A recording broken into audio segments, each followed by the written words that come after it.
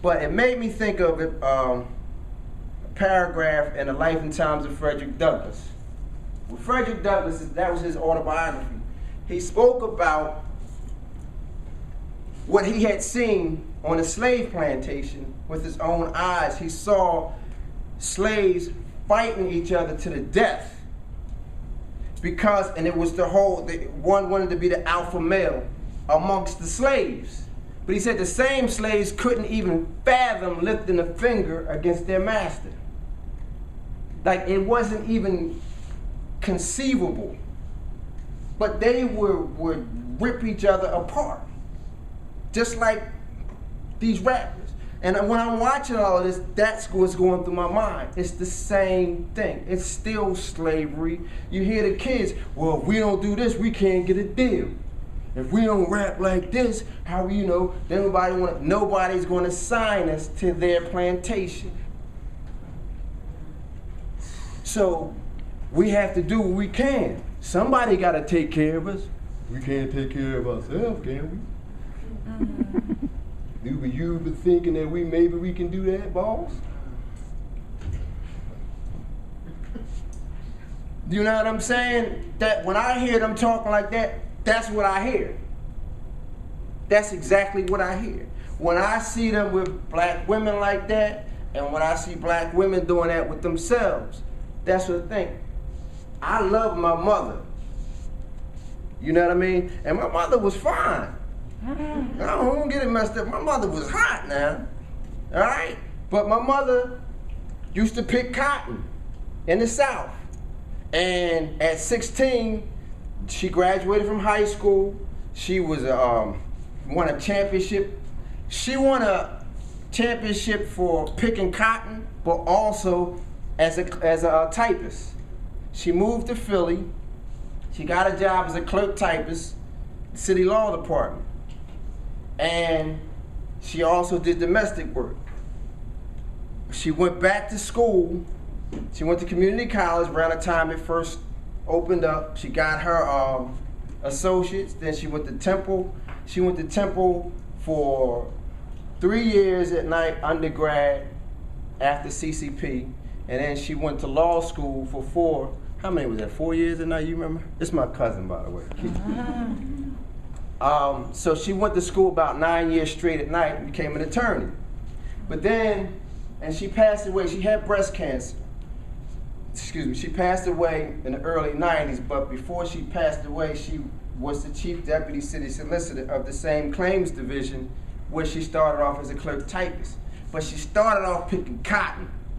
You know what I'm saying? So I watched my mother. So my mother was my primary role model because my father wasn't there, like most black families. My brother, my father's son, I was my mother's only child, but my father's son was the one that died, you know, because he was a crack addict.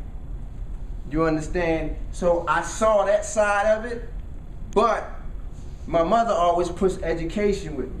So I have a healthy respect for black women. For women, period, but I'm talking about black women because that is really what this is about.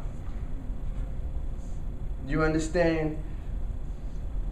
So that kind of stuff with the credit card and all that, it's like, you know, it's really like, it's crazy. But we can't just sit here and like talk about it with disgust. You gotta become proactive. I believe that if people were to embrace the artists that they believe who are, like my man was talking about Lupe, and the other artists that you think, even the artists who are making the music that we don't approve of will change. They have to. Why? Because they're slaves. The only way that you make them wake up and realize, hey, I gotta do something different, is you can force the hand of their master. We're not gonna buy your music anymore. Make different music. You can keep the beats, we like the beats, change the words. If people organized and did that, they could change it.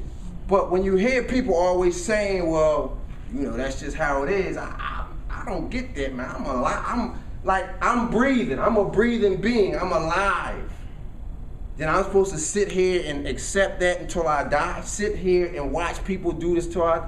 No, I have to fight. You have to take a position on something, or otherwise you become a slave. Then there ain't no complexion to slavery in the country. It's what? Capitalism. Right, they could care less. But it just so happens that it's very convenient to take people who have been in slavery for 400 years and to continue it. Why? There's a psychological impact of people who believe that they're supposed to be subservient. It's easier to pull someone back into slavery if their parents have come from that. Because y'all know about Jim Jones and the Guyana tragedy and the Kool-Aid. Most of them were black folks. It wasn't all, but you got him in the pulpit. You got a white man in the pulpit preaching to a bunch of black men and women. But in the same tradition, they get pulled right into it. They follow him to Guyana, and he makes them drink Kool-Aid and kill themselves. But you got people who psychologically are used to being subservient. Elephant training, exactly. So that makes it a more viable product. You understand? So it's like, if I'm a businessman and I'm ruthless and I don't have any morals, I'm going to pick black people to make money off. It's easy. Why not? I mean, if you just put yourself in their position, there is no morals involved. I want to make money. Sell it to them. Everybody else does. Chinese people come here, they open up these shops. Chinese people are giving $5 barber haircuts now. Running black barbers out of business. $5? Why? No, seriously, my boyfriend gets it done by them. And they do a good job, too. I was like, you looking kind of nice. Like, he said it only costs $5. That's real. So the whole culture of going to the barbershop now is gone. And they sell cheaper weave, too. But the whole thing with the barbershop is not about the haircut. It's not. Not about the haircut. It's economic warfare.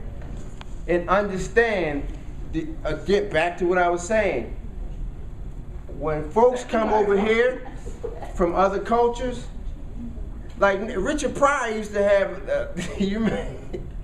Richard Pryor used to have this joke. He used to tell on his album. He said when during Vietnam in the '70s, he said he bring the Vietnamese over here, and they said, okay, this is your first class in orientation to the United States of America. He go, I want you all to repeat after me. Nigga, nigga, nigga. And they, and then they were all, and they said, as soon as you get that down, you pass the class. But that was a joke, it's satire. But the point is, like, if the key to America is making money, and you want to come up quick, go to their community. You can come up easy because they don't care about themselves. All right. This hip hop thing is no different. You understand? So what I'm trying to do is bring awareness to the drum and the whole culture of the drum, which is African tradition, which is where hip hop is born. And most hip hop people don't understand that because a lot of them just don't know the culture. And so they don't understand even the culture that their culture comes out of and that their heritage is born out of. So they're enslaved by the folks who do understand it, who don't look like them. Like you heard Jadakiss say, he said, the folks is sitting out in Malibu somewhere. They got their hat down like this. I'm talking about the one who signed the check, and Kiss talk. But those are he's talking about. He said, ain't none of them. He said, ain't none of them niggas. So he's talking about the rich white folks who control the lyrical content of the music.